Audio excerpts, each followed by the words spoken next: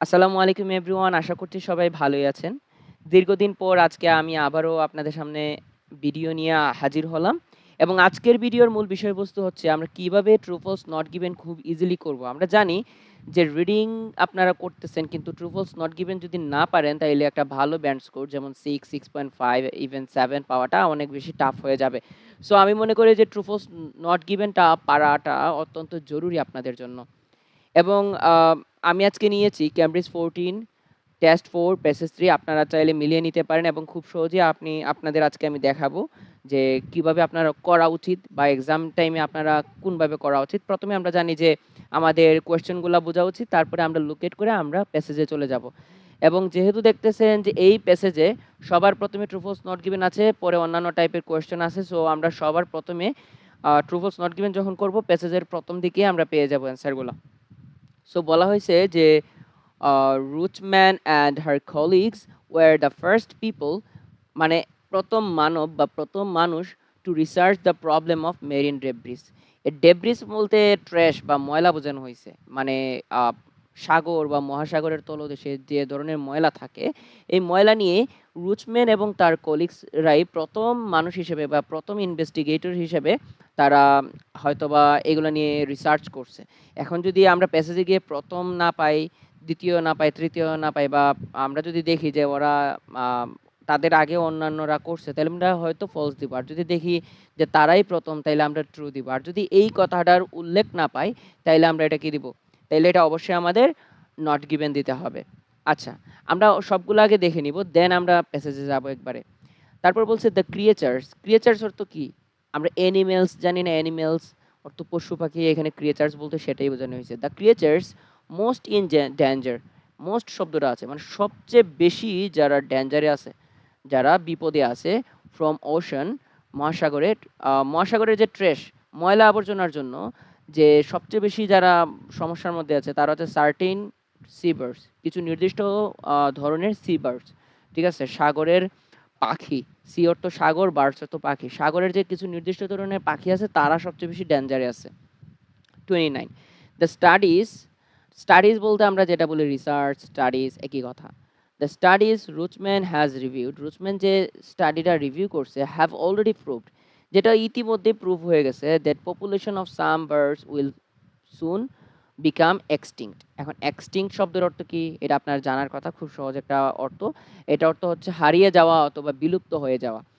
যে রুচম্যান মানে একটা স্টাডি বা একটা রিসার্চ করছেন যেটা অলরেডি প্রুভ হয়ে গেছে যে কিছু সংখ্যক প্রাণী, অথবা সরি প্রাণী না, যেহেতু পাখির কথা, বার্ডসের কথা বলা হয়েছে, যে কিছু সংখ্যক পাখি খুব শীঘ্রই বিলুপ্ত হয়ে যাবে।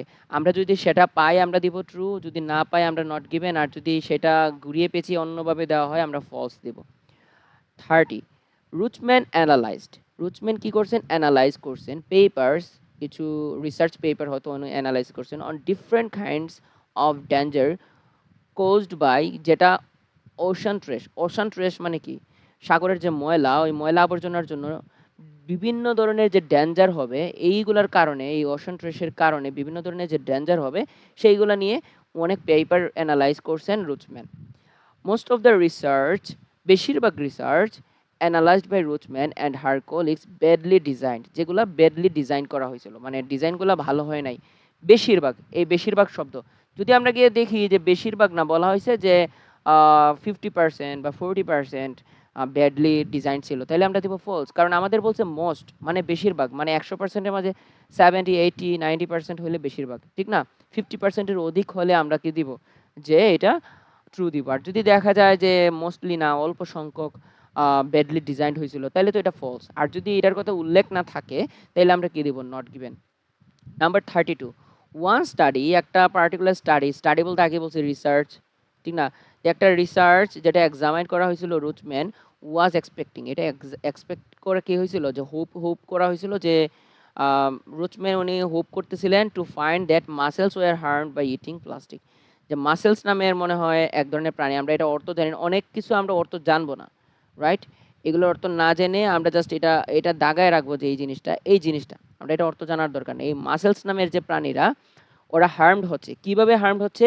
ইটিং প্লাস্টিক, ওরা প্লাস্টিক খেয়ে হয়তো ওরা মানে বিপদের মুখে পড়তেছে।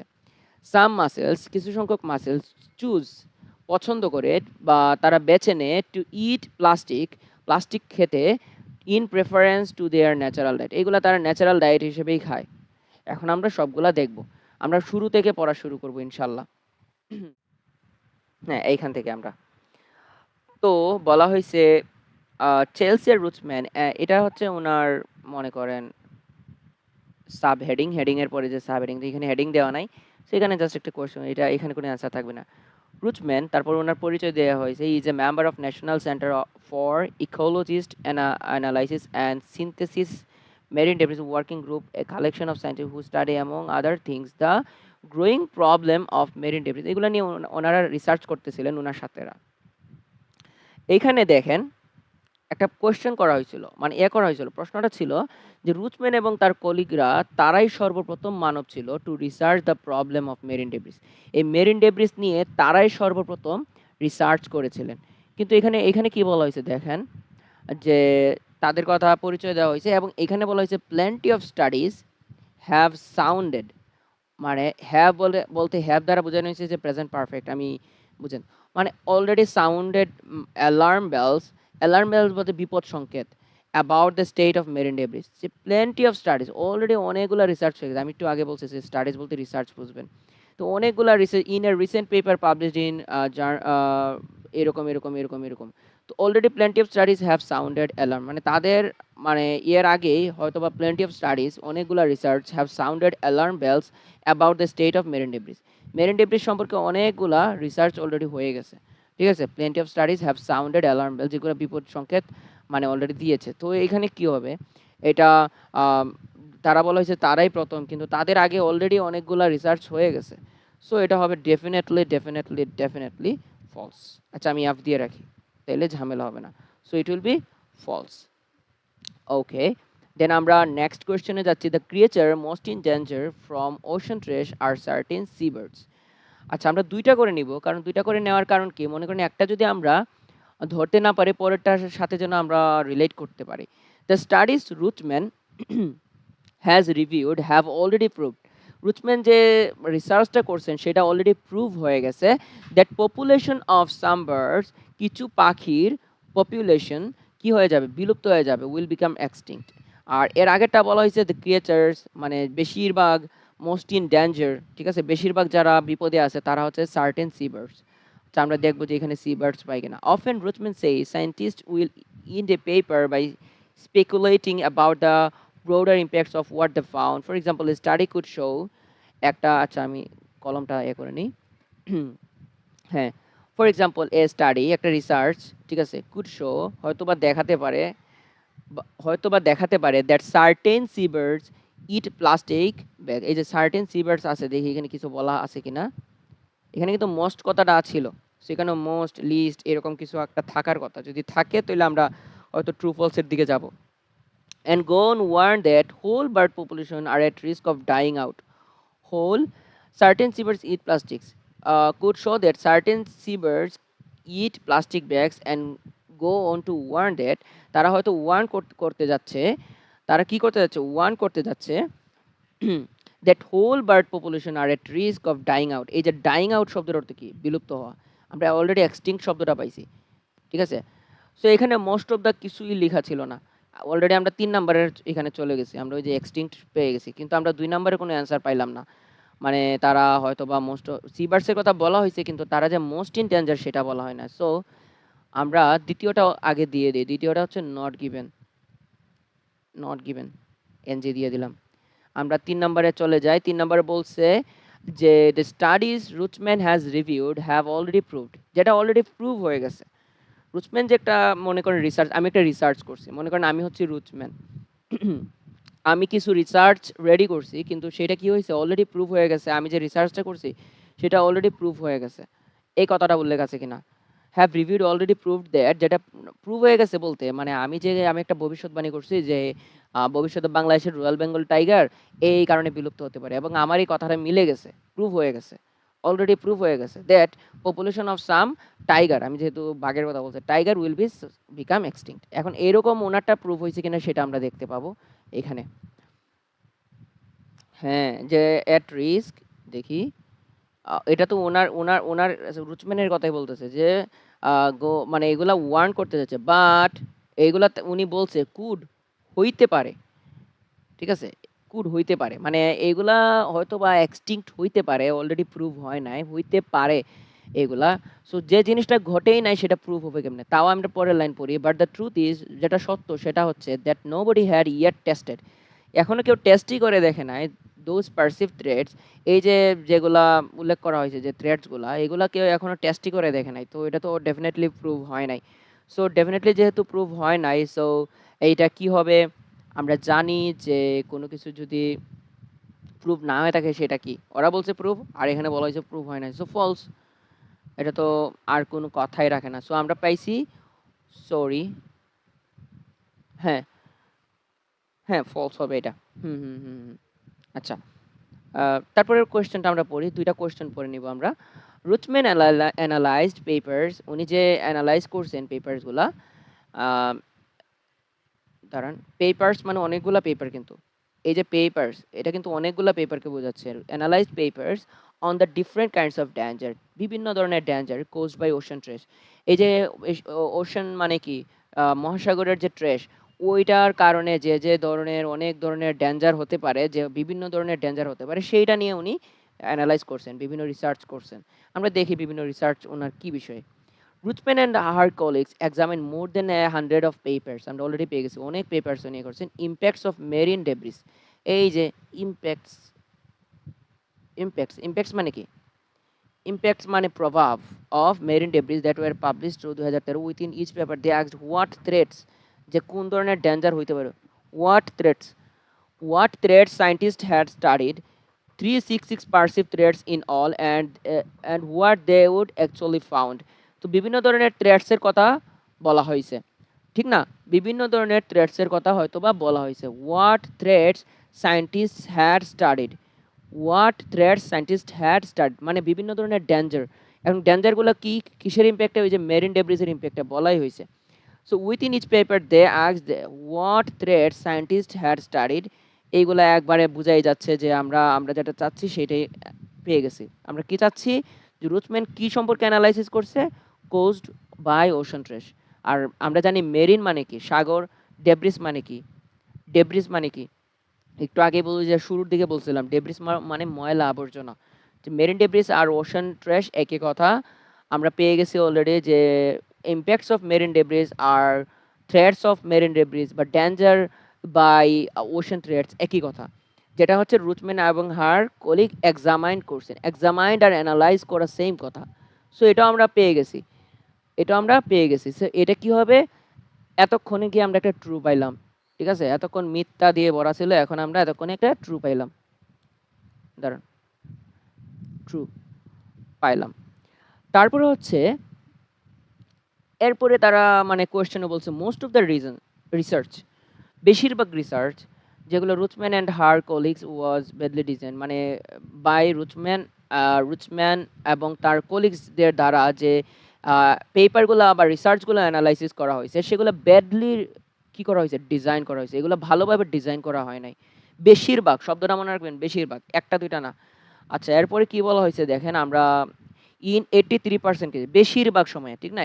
100%-এর মধ্যে 83% বেশি না বাকি 17% বেশি? অবশ্যই 83% বেশি। So in most of the time আর ইন 83% অফ কেসেস একই কথা। The perceived dangers of ocean trash were proven true. ঠিক আছে? বেশ বেশিরভাগ যদি সত্যি হয়, তো সত্যি জিনিসটা, যেমন আমি একটা রিসার্চ করছি সেটা সত্যি হইছে। এটাকে ব্যাডলি ডিজাইন না গুডলি ডিজাইনড? ঠিক আছে? সো বেশিরভাগ ট্রু হইছে। আচ্ছা, ইন দ্য রিমেইনিং কেসেস, বাকি কেসেস মানে 83, ১০০ থেকে ৮৩ গেলে বাকি থাকে কত? ১৭। In the remaining cases the working group found, remaining কেসেসের ক্ষেত্রে ফাউন্ড দ্যাট উইকনেসেস, এই যে স্টাডিজ যে রিসার্চের কিছু উইকনেসেস আছে, মানে badly designed in design and content, মানে এই যে ডিজাইনের ক্ষেত্রে একটু উইকনেস ছিল মাত্র 17%। ইন দ্য রিমেইনিং কেসেস, বাকি কেসেসগুলো আমরা জানি 100% হয়ে থাকে, 100-র মধ্যে 83 বাদ দিলে থাকে 17। খুব স্বল্প সংখ্যক সময়ে ডিজাইনগুলা খারাপ হইছে। আর এখানে বলছে most of the time. So ২ টার মাঝে কি সেম না ডিফারেন্ট? একটার মাঝে বলছে বেশিরভাগ সময়ে খারাপ হইছে, আর ওইখানে বলা হইছে মাত্র 17% সময়ে খারাপ হইছে। তো এখানে অবশ্যই ফলস, অবশ্যই false.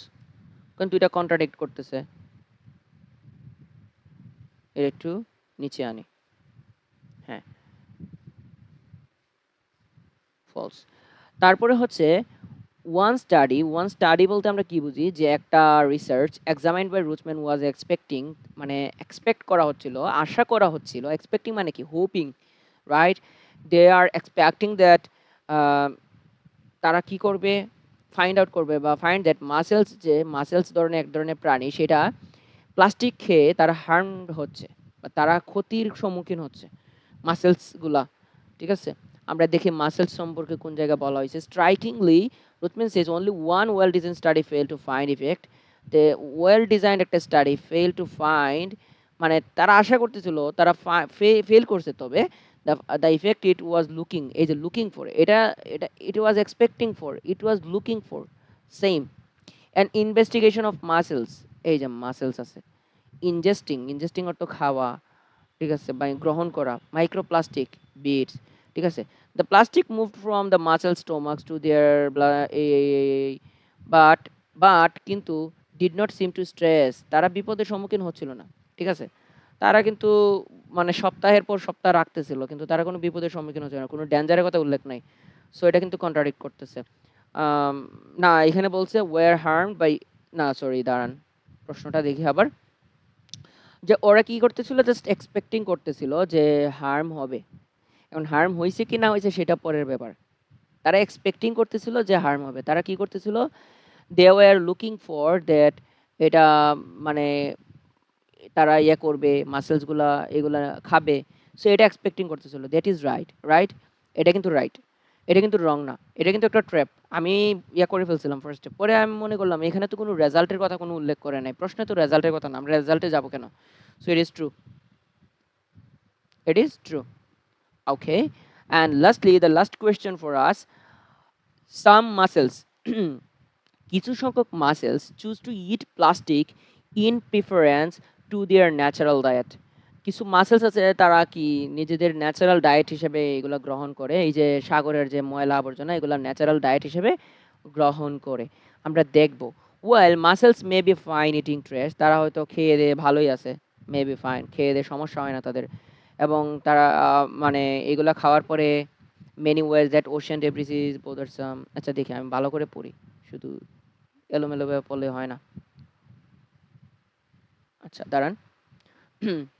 While mussels may be fine eating trash, though the analysis also gave a clearer picture of the many ways that ocean debris is bothersome. ঠিক আছে, যদিও মাসেলসের কোনো সমস্যা হয় না, বা মাসেলস নামের প্রাণীর কোনো সমস্যা হয় না, কিন্তু এগুলা এমনিতে ভালো না, বুঝতে পারছেন, অন্যান্য প্রাণীর জন্য ভালো না। কিন্তু আমাদের এখানে ন্যাচারাল ডায়েটের কথা বলা হয়েছে, কিন্তু এখানে কোনো ন্যাচারাল ডায়েটের কথা আমরা উল্লেখ পাই নাই, কোনো উল্লেখ পাই নাই, দ্যাট মিনস একবারে চোখ বন্ধ করে, চোখ খুইলা না, চোখ বন্ধ করে আপনারা দিবেন N G, not given. So আমাদের আজকের কি উত্তরগুলো আপনারা মিলিয়ে নেন, দেখেন তো উত্তরগুলো হয় কিনা। False, not given, false, then হচ্ছে ট্রু, দেন হচ্ছে false, 31 false, 32 true, and last one is false. আমাদের আজকের এইগুলো হচ্ছে answer, false, not given, false, true, not given. So এটা হচ্ছে আমাদের ক্যামব্রিজ 14, আমি লিখে দিচ্ছি, ক্যামব্রিজ 14 টেস্ট, দাঁড়ান এটা এদিকে আনি নাহলে আপনারা বুঝবেন না, টেস্ট 4 অ্যান্ড প্যাসেজ 3, এটা হচ্ছে আমরা আজকে এখান থেকে আমরা প্র্যাকটিস করেছি। এবং আপনাদের আরও কিছু জিনিস আমি জানিয়ে রাখি, আমাদের একটা জিনিস আপনাদের না জানালেই নয়, আপনারা অনেকেই আমাকে ইয়ে দেন, ভাইয়া আমার তো স্পিকিং ভালো না, স্পিকিংয়ের জন্য আমি স্পিকিং কোর্স আনতে যাচ্ছি, স্পিকিং কোর্স, এবং সেই স্পিকিং কোর্স থাকবে 2 মাস ব্যাপী।